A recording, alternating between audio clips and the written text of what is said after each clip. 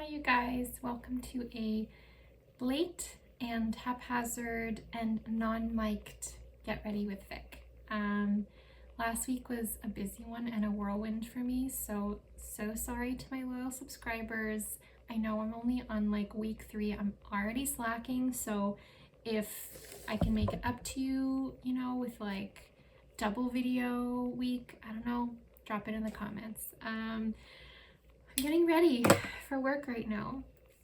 It's very humid and I just went for a little mental health walk, getting outside, getting some air, listening to the birds. There's also, sometimes I leave on for the cats.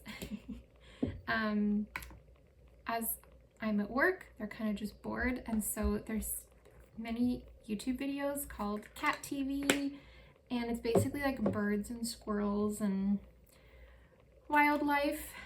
So if you hear loud bird chirping or pretty nature sounds in the back, that's what's on right now. So I guess I wanted to start with this show that we've been watching and kind of obsessed with. It's on Netflix and it's called Three Body Problem, or The Three Body Problem.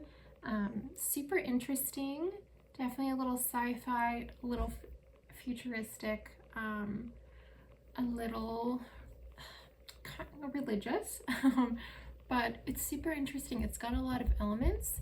There's some historical, a lot of science and physics, and it's just cool. Like, it really takes you in, and there's a lot of characters, but they do a good job of making sure you're following what's going on. We're only on episode 5, and I want to say there's like 8 or 10, I think 10. So that's been fun, kind of taking up like that's been the dinner watching show. So I don't know about you guys, but not that I physically can't eat, I really prefer that while I'm eating, I watch a show, and I don't know, it's just kind of a ritual. I've been that way for a long time. I'm sure some dietitians or nutritionists rather, or naturopaths would tell me that it's not good for my digestion because I'm probably not mindfully eating and scarfing it down. But you know what? Life is short and stressful. So if you can find a little bit of joy, and your joy is watching a show while you eat, so be it. And we all have those like guilty pleasure shows, and then shows that are just more thought out, less reality. But yeah, it's a little bit of an escape, and it's just a fun way to kind of gather instead of around the dinner table, around the coffee table. So that's been the show I've been really enjoying.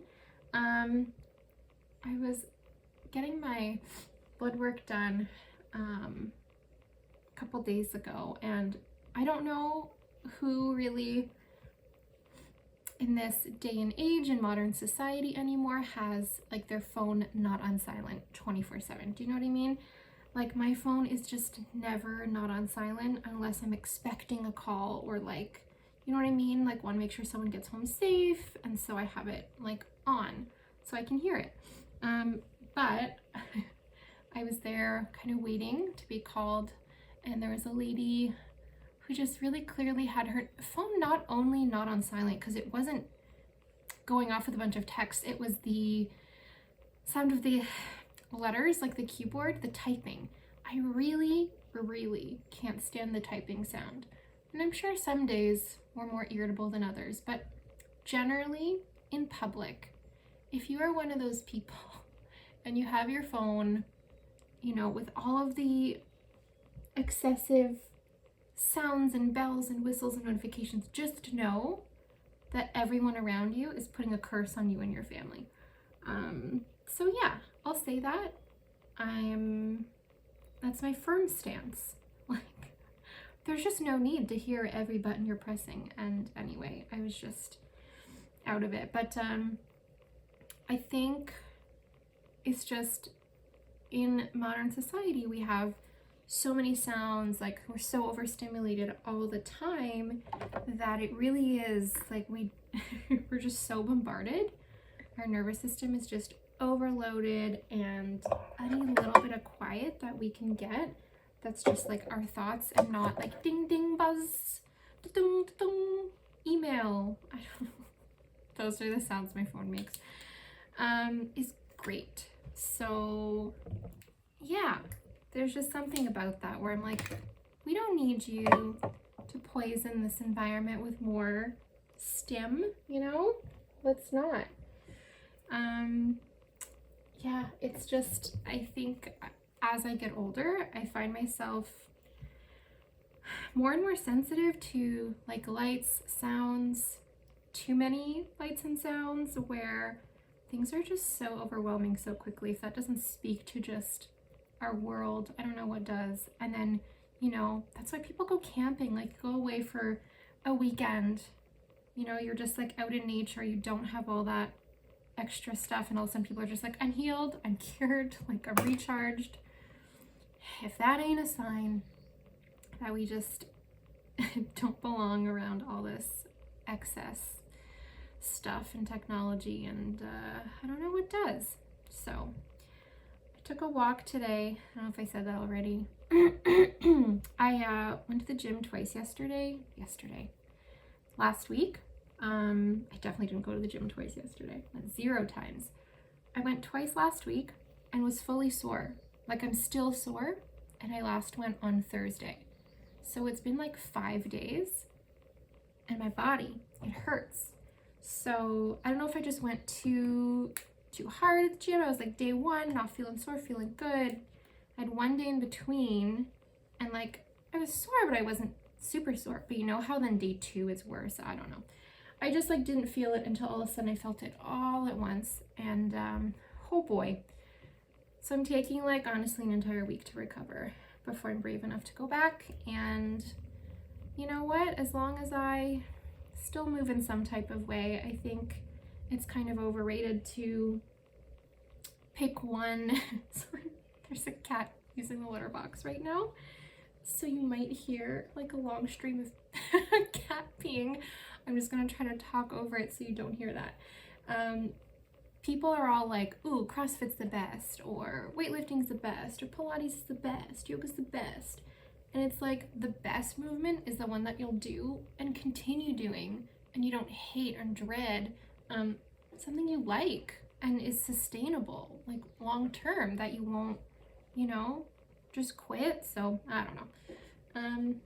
Every form of exercise has its strengths, right? Things that it benefits your body the most with, but alas, long story short, I didn't go to the gym today, but my day also starts a little earlier today, so we're just gonna go with it. Really excited for this weekend because it's a long weekend, and I'm gonna check out a really cute little town, Port Stanley, and have never been there, heard wonderful things, and then driving to Hamilton and doing treetop trekking. Okay, so flashback, Muskoka Woods, right? A grade school field trip. I think we went for a whole week, which how my family let me go, I don't know. How my mom was like, yeah, sure, that sounds not dangerous. And during this field trip, we were supposed to do zip lining, and it got rained out. And I will never forget how disappointed I was, because I just wanted to zip line. Like, it sounded so fun and adventurous, and then it was just rain, and we basically had to go on, we were just like sliding down a muddy hill. Like, it was just, we got so messy. It was fun, but it was not zip lining. So every time we're like driving on the highway, I see signage, and it talks about treetop trekking. So I looked it up. There's multiple locations, and it's basically this aerial obstacle course that you can go, and they have zip lining, suspension bridges, like kind of different climbing, rope swings. You basically get to like feel like a kid, but you're up in the trees, and you're obviously in your helmet and your safety gear and your harness. But just like, how much fun does that sound? So you get 3 hours, I think, up there total, and I'm just really excited to like feel like a kid. I think that's something that adults just get so lost in the rat race and the hustle and bustle that unless you have a kid, which I don't, it's just so hard to like plan these things, right? That otherwise are kind of like, that's not really an adult itinerary. Even though it's still like adventurous and fun, but it brings out your inner kid. And there's so many things that, you know, I wish I would have done or could have done as a kid that now I'm just like, to hell with it. I still can, you know, I can do it now. Yeah, I don't know. I just feel like there shouldn't be an age restriction to having fun and like feeling joy, you know, that is not just like defining what success is for you and earning a paycheck. And man, this Get Ready With Me is getting deep. So I'm really excited for that, and I hope I don't like fall and break my arm because I need my arm, and I do sometimes get a little like vertigo randomly, but I'm not afraid of heights, so that's helpful. And I know some people are deathly afraid of heights, and I'm just like, no, put me up there. I want to be like at the sky, honestly. If like the pressure wasn't bad, my ears wouldn't pop, I would just live in the sky. So I'm looking forward to it, and I think it'll hopefully motivate me to do more things like that and just try stuff that I'm not necessarily familiar with or good at. And I had a client tell me that inspired them to try like a new type of exercise that they were procrastinating, and just, you know, sort of the motto of like what like you can still be afraid, but then just like do it scared, you know, or else you'll never do it and you'll just stay in your own way. So there's things that I just always feel intimidated by, or like, oh, I'm new and people are gonna tell I don't know what I'm doing, and it's so in your head and everyone's just worried about themselves that no one's looking at you. You know, so I wanted to try like bouldering or like a rock gym, which is just climbing, but you don't have a suspension rope basically. It's just like shoes and you're climbing a wall, and I was like, that's cool. It just sounded like a sweet upper body workout, but also it's more of like an activity. You're not sitting there thinking like, all right, how many more reps, how many more sets? It's so much less monotonous of a workout and of an exercise, and it just sounds like something more fun and interactive and engaging. So I want to try that, but I am nervous because I kind of defined my own upper body strength this week. But you know what? How about we just stop limiting ourselves? This is a very motivational series. So yeah, stop limiting yourself, you know? You can do it. And you don't have to be incredible, but like it's proving to yourself that you can. It's the follow through. It's saying like, you know, I'm gonna do it, and then doing it, and your brain's like, you did that, so I trust myself now to do other things. It's a whole psychology. So people are capable of change, and we're just constant works in progress, you know? That's life, and I think it's cool. A lot of people around me are afraid of getting older.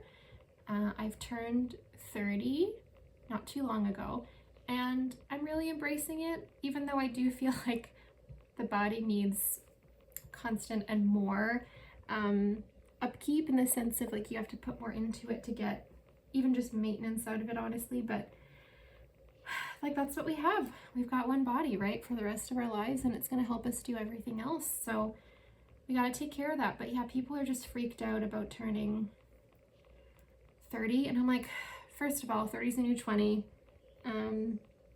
You know, I'm not afraid of wrinkles. We've talked about this, me and you. And yeah, it's just like embracing getting older and more so evolving. My cat's making noise now. Keisha, hey, down please. She's playing with a stick. I have no control. So I'll wrap it up. But basically, getting older is evolving and changing and growing. So it's just cool that you can transform like a Pokemon, you know, from like this junior you level to now you're just like, bloop, bloop, bloop. Is that how it goes? It's been a while since I played Pokemon. And it's cool. So I think, yeah, we'll just do it gracefully. We'll do it together. We're gonna get really strong. I worked arms like one time. Let me know if they're really big. That's all. I bought U-Haul boxes for getting ready for a move, and that'll be fun. I'm sure more details to come. But what day is it? Tuesday. Enjoy this Tuesday, and like, comment, and subscribe for more me talking at you.